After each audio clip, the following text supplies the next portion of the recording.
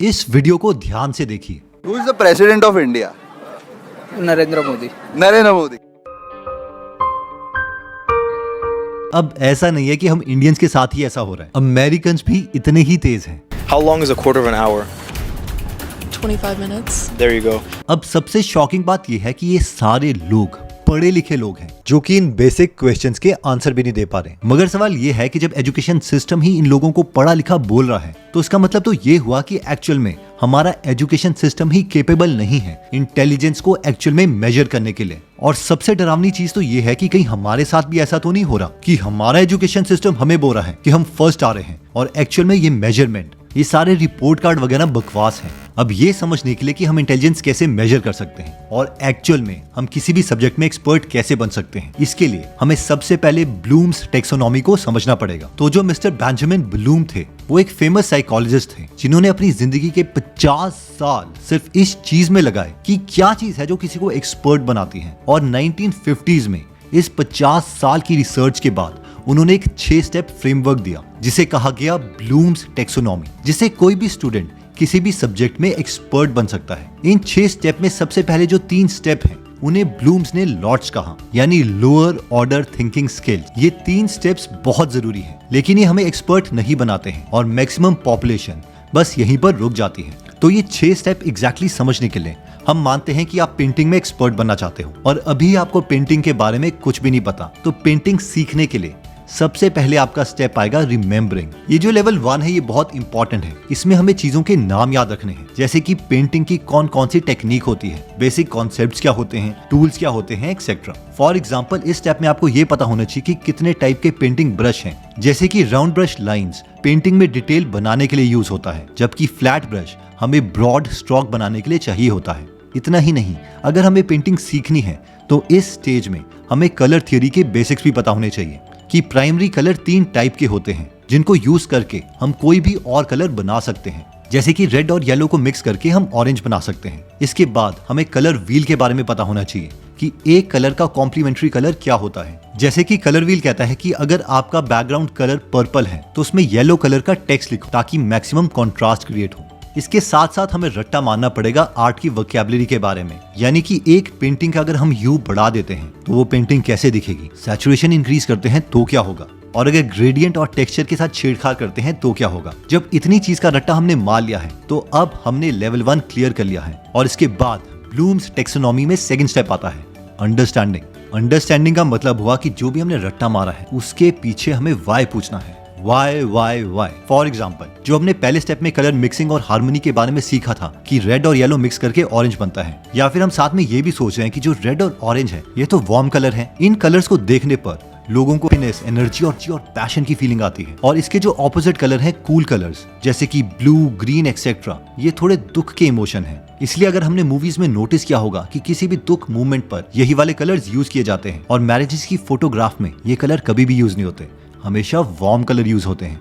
जब एक बार हम सब चीजों का वाइज समझ लेते हैं उसके बाद आता है थर्ड स्टेप जो कहता है अप्लाई। अप्लाइंग का मतलब है कि हमने जो भी रट्टा मारा है या जब हमने उसे समझ लिया है उसके बाद अब इस नॉलेज को हमें रियल लाइफ में यूज करना है। फॉर एग्जाम्पल अब हम एक्चुअल में एक पेंटिंग बनाएंगे, माइट बी एक सिंपल फ्रूट के बाउल की पेंटिंग। हम अपने कलर मिक्सिंग की नॉलेज को यूज करेंगे अलग अलग कलर के फ्रूट्स ड्रॉ करने के लिए। इस पेंटिंग को 3D इफेक्ट देने के लिए हम उसकी शैडोज बनाएंगे। इसके बाद हम अपनी ब्रश की नॉलेज को यूज करके अलग अलग ब्रशेस यूज करेंगे। एक कांच का बाउल बनाना है तो हमें पता है हमें स्मूथनेस चाहिए, उसके लिए हम अलग ब्रश यूज करेंगे, जबकि ऐसे फ्रूट्स जहां रफनेस दिखानी है उसके लिए अलग पेंट ब्रश यूज करेंगे। अब ये 3 स्टेप तो हमने कर लिए और मैक्सिमम लोगों को लगता है कि यही तो लर्निंग है। अरे हमने रट्टा भी मार लिया, समझ भी लिया और उसे रियल लाइफ में यूज भी कर लिया, और इसीलिए वो कभी भी सब्जेक्ट में एक्सपर्ट नहीं बन पाते। अगर हमें एक्सपर्ट एक्चुअल में बनना है तो इसके लिए हमें नेक्स्ट 3 स्टेप करने पड़ेंगे जिन्हें मिस्टर ब्लूम ने हॉट्स कहा है, यानी हायर ऑर्डर थिंकिंग स्किल्स। इनमें जो नेक्स्ट स्टेप आता है वो है एनालाइजिंग। एनालाइजिंग का मतलब है कि अब हम अपने काम को दूसरों के काम के साथ कंपेयर कर रहे हैं और हम ये देख रहे हैं कि हम अपने एग्जिस्टिंग लेवल से कैसे अच्छे बन सकते हैं। फॉर एग्जाम्पल हम हिस्ट्री में जाके जितनी भी अच्छी पेंटिंग्स हैं उनसे सीखने की कोशिश कर रहे हैं, जैसे कि लियोनार्डो दा विंची की famous painting let's say Mona Lisa को देख रहे हैं, उसे स्टडी करके हमें यह पता चल रहा है कि उन्होंने स्मूथ ब्लेंडिंग और सॉफ्ट ट्रांजिशन के लिए फिल्बर्ट ब्रश का यूज किया होगा, स्मूथ फिनिश के लिए जेंटल प्रेशर और कंसिस्टेंट स्ट्रोक्स बनाई होंगी। और ये काम के साथ साथ हम अपने काम और इनके काम का डिफरेंस देख रहे हैं और देख रहे हैं कि अगर मैं अपनी पेंटिंग में शेडोज की ठीक पोजीशन रखता हूं तो शायद वो और ज्यादा रियल लगे।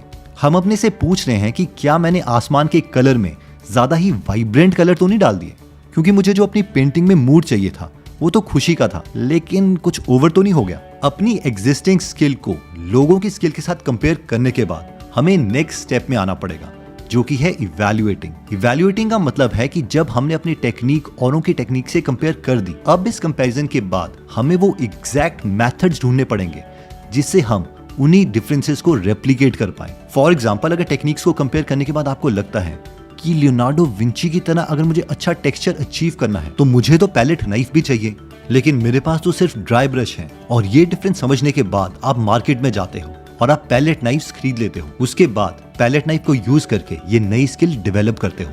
वैसे ही इमोशनल इंपैक्ट के लिए लेट्स से हमें लगता है कि जिस आर्टिस्ट की पेंटिंग्स हम देख रहे थे उसने स्टॉर्मी सी दिखाने के लिए डिफरेंट कलर और ब्रश स्ट्रोक यूज करी है, और इसीलिए जो उसने समुद्र बनाया है उसका समुद्र ज्यादा तूफानी यानी स्टॉर्मी लग रहा है, लेकिन आपका नहीं। जब हमने ये स्टेप भी कर लिया है उसके बाद आता है next step, creating final step है एक्सपर्ट्स का। जब हम अपनी सारी नॉलेज, अंडरस्टैंडिंग और एनालिटिकल स्किल्स को यूज करते हैं कुछ यूनिक और ओरिजिनल क्रिएट करने के लिए, तो इसे क्रिएटिंग कहा जाता है।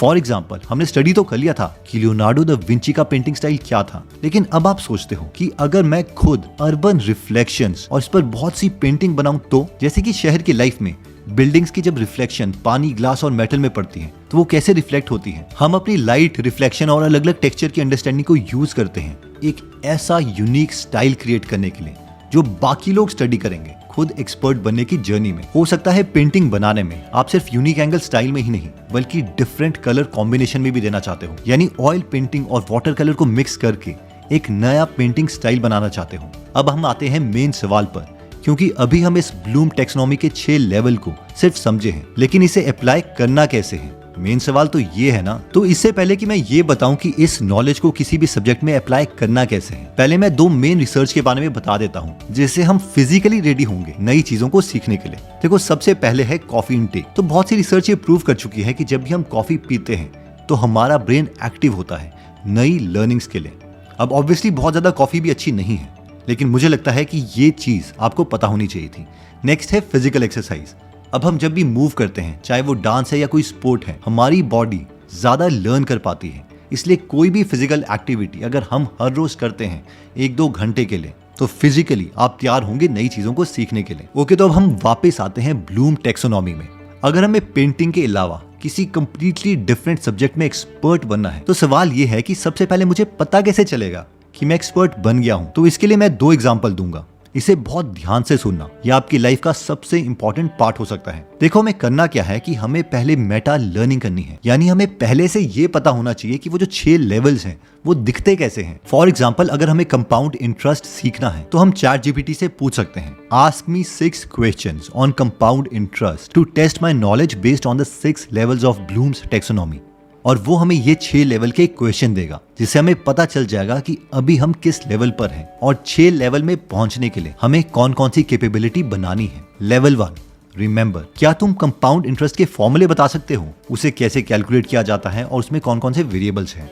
Level 2, understand. क्या तुम बता सकते हो कि कंपाउंड इंटरेस्ट कैसे ग्रो करता है सिंपल इंटरेस्ट के मुकाबले। Level 3, apply. अगर आप अभी 1000 पे इन्वेस्ट करते हो 10% पर मंथ रेट के अकॉर्डिंग, तो 3 साल के बाद आपका अमाउंट कितना होगा। Level 4, analyse. इमेजिन करो आपने 2 इन्वेस्टमेंट की है, एक जो हर साल कंपाउंड हो रही है और दूसरी जो हर 3 महीने बाद कंपाउंड हो रही है सेम इंटरेस्ट रेट पर। उन दोनों की फाइनल वैल्यू कितनी होगी और एग्जैक्टली क्या रीजन है जिसकी वजह से क्वार्टरली कंपाउंडिंग ज्यादा अमाउंट बनाएगी। Level 5, evaluate.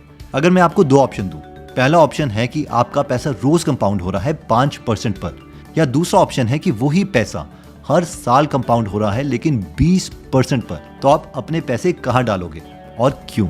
Level 6, create.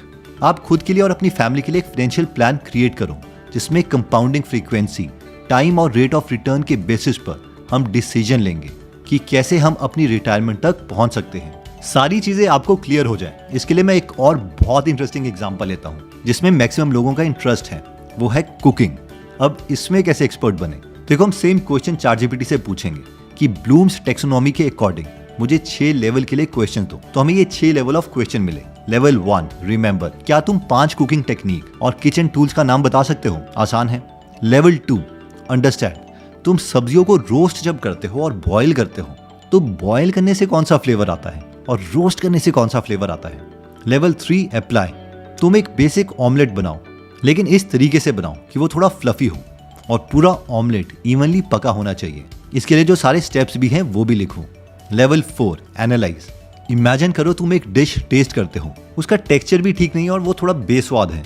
तुम्हें कैसे पता चलेगा कि एग्जैक्टली इसमें क्या मिसिंग है और तुम कौन सी टेक्निक यूज करोगे इसे इंप्रूव करने के लिए? लेवल 5, इवैल्यूएट, जब सेम डिश आप बना रहे हो एक बिल्कुल फ्रेश हर्ब्स के साथ और दूसरी सूखी हुई हर्ब्स के साथ, तो आपको कैसे पता चलेगा कि कौन सी हर्ब कहां पर जाएगी और किस इंग्रेडिएंट से टेस्ट में फर्क पड़ रहा है? लेवल 6, क्रिएट, अगर मैं आपको कहूं कि आपको एक पुलाव बनाना है लेकिन सिर्फ 5 इंग्रेडिएंट यूज करके, तो वो 5 इंग्रेडिएंट कौन से होंगे? किन इंग्रेडिएंट के फ्लेवर के कॉम्बिनेशन हमें बेस्ट रिजल्ट देंगे? ओके, तो इसके बाद लर्निंग में और एक्सपर्ट बनने में सबसे इंपॉर्टेंट कॉन्सेप्ट आता है और वो है सेल्फ इमेज का। इसके लिए मैं आपको एक बहुत ही इंटरेस्टिंग रिसर्च बताता हूँ जो 1999 में कंडक्ट की गई थी। इस रिसर्च में क्या हुआ कि रिसर्चर्स ने बहुत सारी लड़कियों को बुलाया और उन्हें मैथ्स का टेस्ट दिया। इनको ग्रुप्स में डिवाइड किया गया। ये सारी लड़कियां एशियन अमेरिकन थी।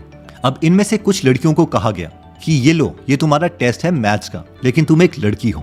और बाकी लड़कियों को कहा गया, ये लो, ये मैथ्स का टेस्ट है लेकिन तुम एक एशियन हो। अब ये सारी लड़कियां इंटेलिजेंस में ऑलमोस्ट बराबर थी, लेकिन जब रिजल्ट आए तो सब चौंक गए।